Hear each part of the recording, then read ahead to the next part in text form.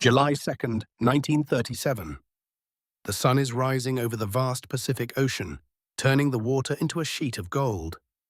Inside the cockpit of a silver Lockheed Electra, America's most famous aviator is checking her instruments one more time. Amelia Earhart, the woman who proved that women could fly as far and as fearlessly as any man, is attempting the impossible. A flight around the entire world at the equator, over 29,000 miles of open ocean, uncharted islands, and endless blue horizon. She's already flown 22,000 miles. Just one more leg. Just one more island, Howland Island, a tiny speck of coral barely visible from the air, somewhere out there in the endless Pacific. At 8:43 a.m., her voice crackles through the radio static to the Coast Guard ship waiting below. We are running north and south. The signal is strong. They're close. And then nothing. Silence. The most famous woman in the world vanishes into thin air. And for 87 years, the mystery of what happened to Amelia Earhart becomes one of the greatest unsolved disappearances in human history. Generations grow up wondering. Millions of dollars are spent searching. Conspiracy theories multiply like wildfire. But the answer, the real answer, was sitting in a museum drawer on a remote Pacific island the entire time, waiting for modern science to finally reveal the truth. Within hours of her disappearance, the largest search and rescue operation in naval history was launched. The U.S. Navy deployed 9 ships and 66 aircraft. Covering over 250,000 square miles of Pacific Ocean, they found nothing. Not a piece of wreckage, not a life raft, not a single clue. It was as if Amelia Earhart and her navigator Fred Noonan had been erased from existence. But nature doesn't erase people without a trace. So what really happened? For nearly 9 decades, 3 main theories have dominated the debate. The first and most widely accepted by official sources is the crash and sink theory. It suggests that Amelia simply ran out of fuel, crashed into the Pacific Ocean, and sank to the bottom, lost forever in the depths. The second theory is far more dramatic. It claims that Amelia was captured by the Japanese military, either shot down or forced to land, and died in their custody as a suspected American spy. Some versions even suggest she was executed. The third theory, the castaway hypothesis, proposes that she landed on or near a remote island, survived for days or even weeks, and eventually perished from injury, dehydration, or starvation before rescuers could find her. Each theory had its believers. Each theory had tantalizing clues, but no definitive proof. But here's what most people don't know.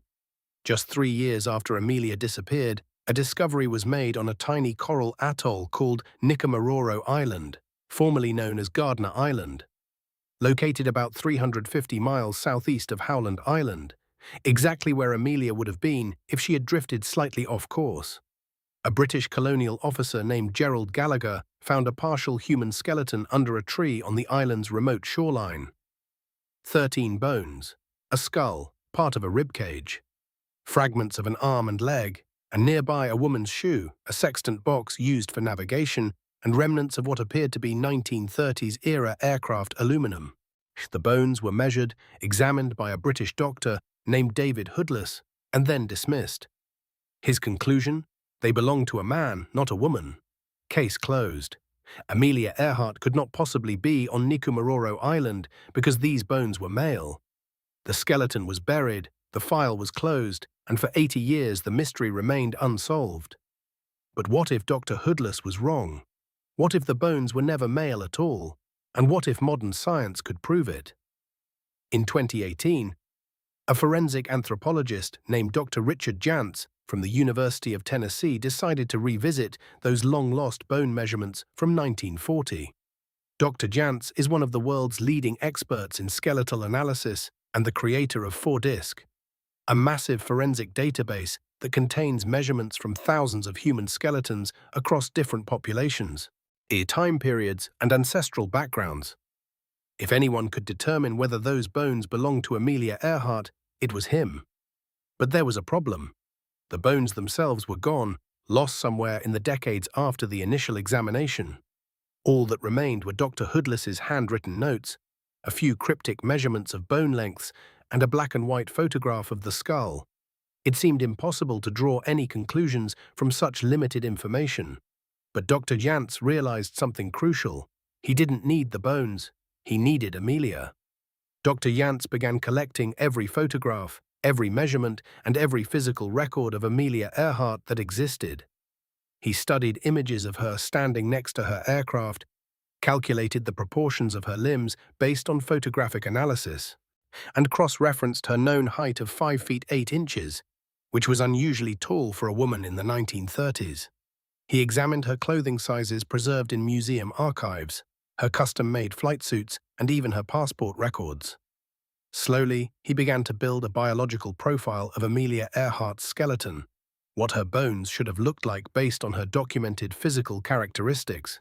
Then he compared that profile to Dr. Hoodless's 1940 measurements. And what he found was shocking. The bones from Nikumaroro Island were not male. They were female. More specifically, they were consistent with a tall, white female of Northern European ancestry, exactly matching Amelia Earhart's physical profile. The length of the humerus, the upper arm bone, matched. The radius and ulna, the forearm bones, matched. The tibia, the lower leg bone, are matched within millimeters. According to Dr. Jantz's analysis using modern forensic standards, there was a high probability, higher than 99%, that those bones belonged to Amelia Earhart.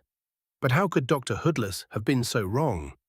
The answer reveals a disturbing truth about scientific bias in the 1940s. Dr. Hoodless was using outdated measurement techniques designed for European and Polynesian populations. He had no reference data for tall American women. In his era, forensic anthropology assumed that any skeleton with long limbs must be male because women were generally shorter. Amelia Earhart, who stood taller than most men of her time, simply didn't fit his expectations. So he made the measurements fit his assumptions rather than letting the evidence speak for itself. It was scientific bias, and it cost us 80 years of truth. But Dr. Jantz's skeletal analysis was just the beginning. In 2020, a team led by forensic scientist Dr. Andrew Piatak took the investigation even further.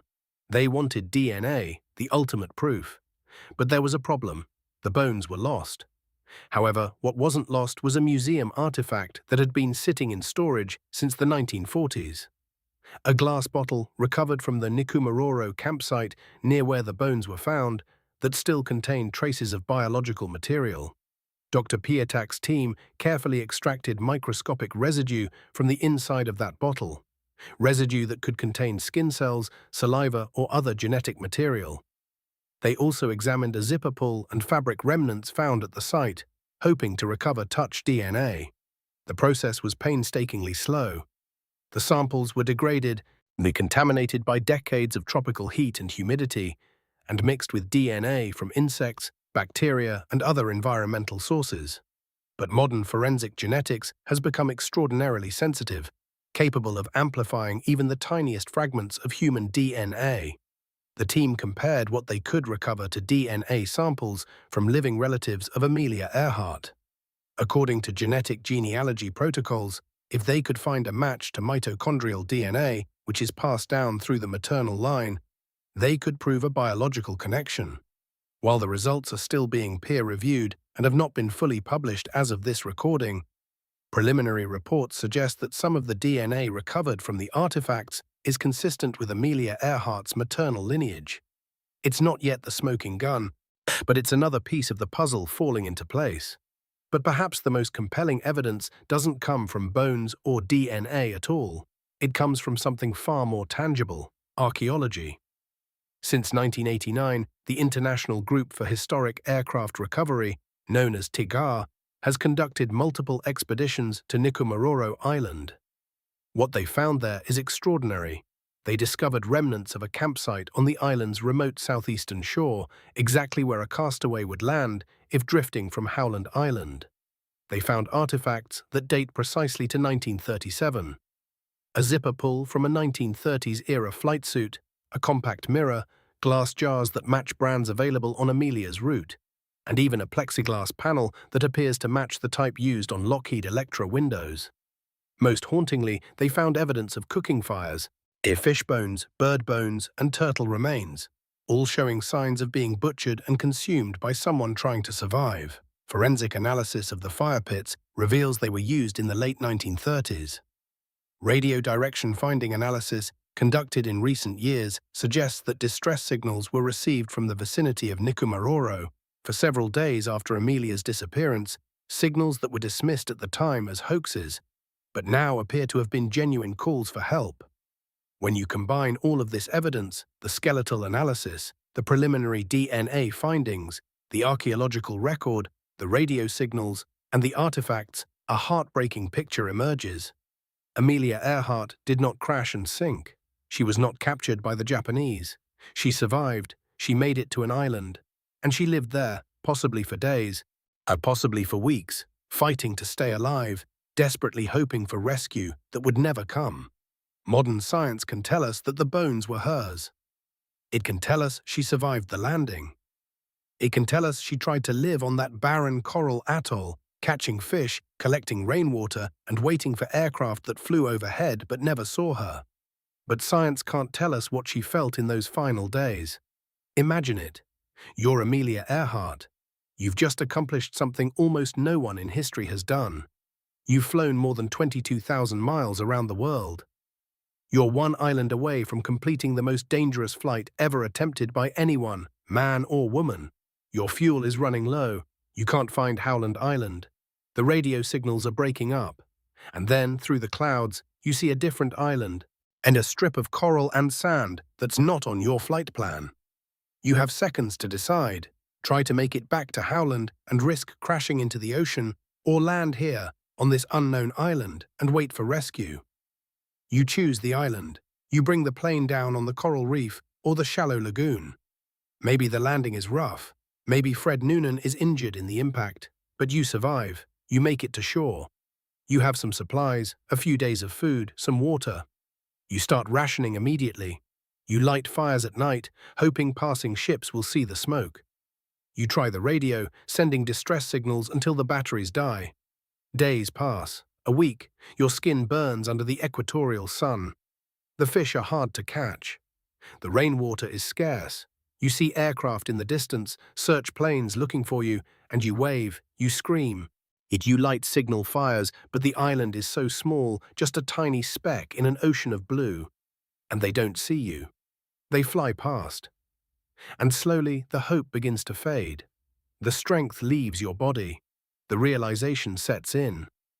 No one is coming. No one knows you're here. This is the reality that forensic science has revealed. Amelia Earhart didn't die in a spectacular crash. She didn't die in some dramatic confrontation with enemy forces.